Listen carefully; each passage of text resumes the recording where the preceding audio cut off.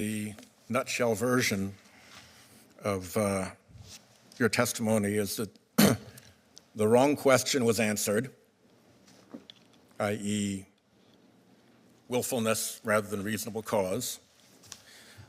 It was answered in the wrong venue, to wit, a committee or subcommittee or perhaps individual determination instead of the judicial conference, as the statute suggests, with the result that the deliberations were, to use your words, opaque. They took place out of public view. Is that a fairly accurate summary?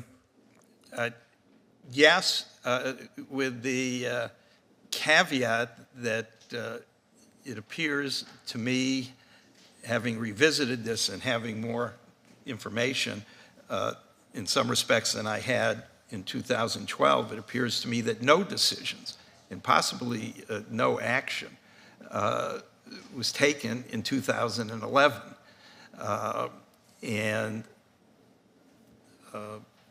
that's another concerning matter. The one place where there is an opportunity for public awareness of what is happening in this process is at the judicial conference, correct? Well, that's not completely correct either, because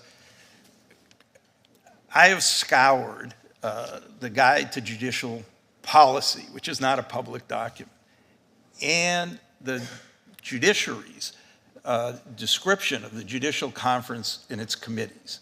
There is nothing in there that says that a judge or justice can't talk about what transpired. However, I'm asking a bit of a different. Well, I know, but however, I expect that some of you at least have attended those meetings. The public is not allowed to observe, to see the proceedings. They're allowed to see this hearing. They can judge my credibility if they're interested in my motives. But that kind of transparency doesn't exist in the judicial conference. And there are certainly things that should properly be discussed confidentially and maintained as confidential, particularly before decisions are made, the essence of the deliberative process privilege, pre-decisional, but striking the right balance between transparency and accountability is, I think, for the judicial conference, like every branch of government, important.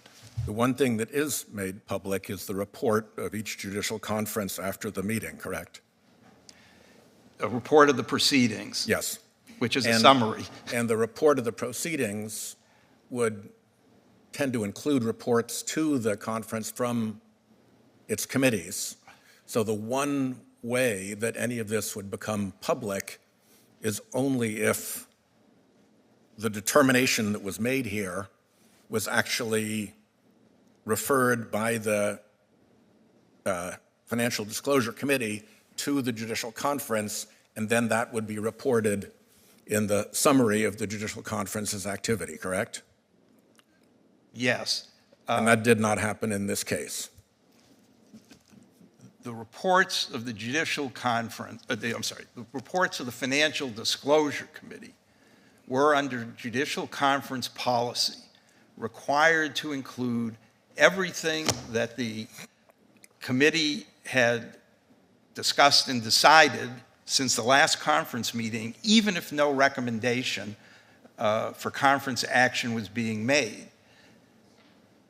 The 4 reports starting in March 2011 of the Financial Disclosure Committee to the conference, it contained no reference, no hint that any letters had been sent or any issues have been raised. So the only disclosure that the judicial conference provides any record of in these matters is the April 30 letters from the judicial conference that summarily say nothing has been presented to support a determination that Justice Thomas's failure to report the source of his spouse's income was willful or that Justice Thomas willfully or improperly failed to disclose information concerning travel reimbursements. That is it that has been public, correct? As far as I know, yes. As far as I know, too. I think as the